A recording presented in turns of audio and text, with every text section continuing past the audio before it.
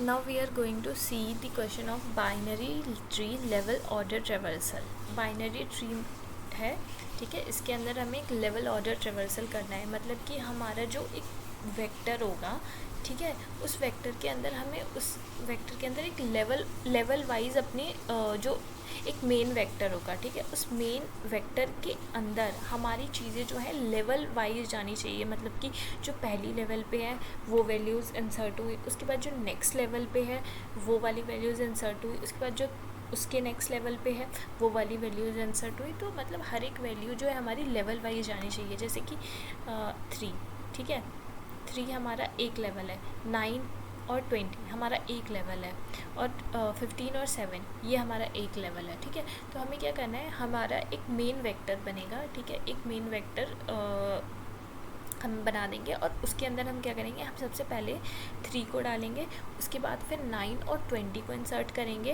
As a कि ये एक लेवल है, और इसको हम एक वेक्टर की तरह स्टोर करेंगे। उसके बाद 15 और 7 हम फिर ये स्टोर करेंगे कि हाँ ये हमारा एक दूसरा लेवल है, इसको हमने स्टोर कर दिया अपने मेन वेक्टर के अंदर। ओके, तो अब इसका सोल्यूशन देखते हैं।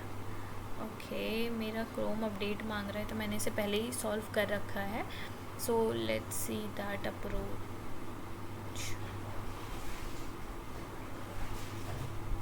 Okay. So इस क्वेश्चन में हमने क्या किया, एक वेक्टर इंट, क्या मैं इसे कॉपी पेस्ट कर सकती हूँ? हाँ, समझना इजी होगा, बट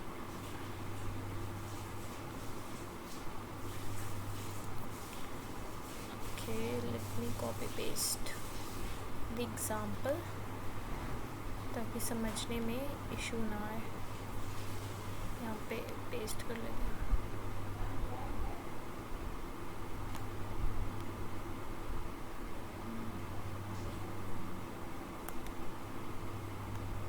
आई थिंक वर्क नहीं कर रहा,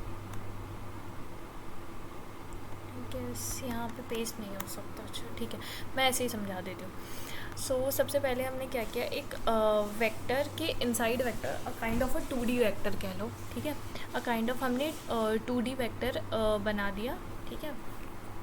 ये हमारा क्या हो गया, वेक्टर के इनसाइड वेक्टर है, मतलब कि ये हमारा एक मेन वेक्टर है, जिसके अंदर हम जितने भी लेवल्स पे वैल्यू को स्टोर कर रहे हैं वो हर एक लेवल वाइज, और वो एक वेक्टर में स्टोर होके जाएंगी, जिससे कि हमें पता होगा कि हाँ, मतलब कि अगर जो रूट पे अगर 1 है और उसके बाद 2 और उसका लेफ़्ट चाइल्ड 2 और उसका राइट चाइल्ड 3 है, तो इसका मतलब कि क्या, मतलब कि सबसे पहले 1 स्टोर हो, उसके बाद फिर 2 और 3 स्टोर हो, और वो एक वेक्टर के अंदर हमारा स्टोर हो, ठीक है। तो इसलिए हमने एक 2D वेक्टर को बना दिया। उसके बाद हमने अपनी इफ कंडीशन लगाई है कि अगर रूट हमारे नल होगा, मतलब कि अगर एंडिंग पे पहुंच जाता है, कुछ एलिमेंट्स नहीं बचे, तो सिंपली हमारा रिटर्न कर दो आंसर। उसके बाद हमने क्यू बनाया, क्यू जिसकी एक नोड टाइप का है, ट्री नोड टाइप का, जिसको हमने क्यू से इनिशलाइज़ कर लिया। सबसे पहले हमने क्या किया, सबसे पहले हमने पुश कर दिया रूट, ठीक है, फर्स्ट वैल्यू को हमने अपने क्यू के अंदर पुश कर दिया, ठीक है। जो भी हमारी टॉप नोड की वैल्यू होगी वो हमारी क्यू के अंदर जा चुकी है। अब हमारे नेक्स्ट वाइल लूप वाली कंडीशन आएगी, while not Q dot empty. Okay, जब तक हमारा क्यू एम्प्टी नहीं होता तो हम क्या करेंगे, इन size equals to q dot size, ठीक है। हम एक साइज़ वेरिएबल बनाया है और उसमें हम क्यू का साइज़ ले लेंगे, ठीक है, कि क्यू की साइज़ क्या है एट प्रेजेंट। उसके बाद हम क्या करेंगे, एक वेक्टर बना लेंगे, इनिशियलाइज़ कर लेंगे, और ये वेक्टर इंट ए इसलिए बनाया है ताकि हम लेवल वाइज जब चीज़ों को हम उस पर एडअप करने के लिए, इसलिए हमने वेक्टर इंट ए बनाया।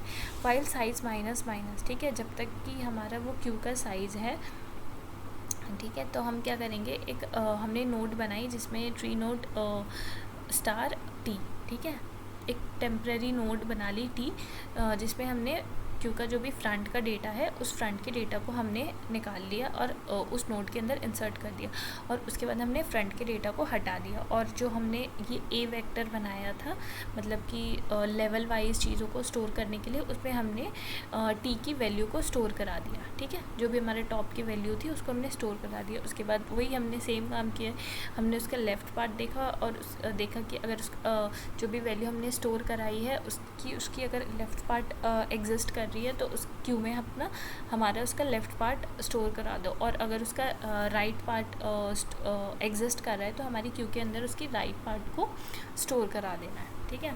और ये कब तक होगा, वाइल साइज़ माइनस माइनस तक, ठीक है।